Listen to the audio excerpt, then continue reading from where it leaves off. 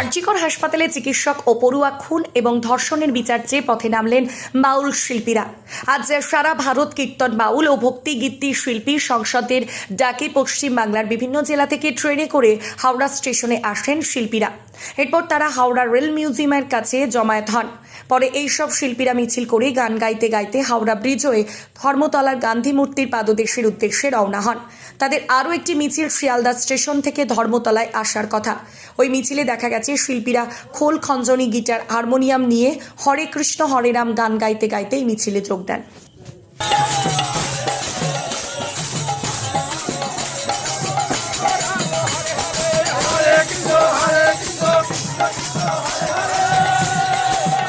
দেখুন, আরজি করে যেভাবে যে ধর্ষণ হয়েছে এবং রেপ হয়েছে, তাকে মারা হয়েছে অন্যায়ভাবে, তার প্রতিবাদে আমরা জাস্টিসের জন্য যে তার অন্তত ফাঁসি হোক, যে এই ঘটনাটাগুলো যারা এই নক্কার জন্য এই ঘটনাটা ঘটিয়েছে, এই ঘুণ ধরার সিস্টেমটাকে বন্ধ করা হোক এবং যারা এই নক্কার জন্য ঘটনা ঘটিয়েছে তাদের ফাঁসির দাবিতে এবং সঠিক বিচারের দাবিতে আমরা হাওড়া স্টেশন থেকে মিছিল করে আমরা গান্ধী মূর্তির পাদদেশে সমবেত হব।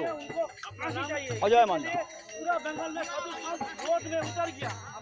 আমাদের দাবি যাতে দোষীরা উপযুক্ত শাস্তি পায়, যাতে মেয়েরা সুরক্ষিত থাকে, রাস্তাঘাটে পথে হাঁটতে যেন কখনো ভয় না পায়, এটা আমাদের দাবি। আমরা সেই গানে গানে এই দাবি আমরা বলছি। আমার নাম বর্ণালী মণ্ডল, মুর্শিদাবাদ থেকে।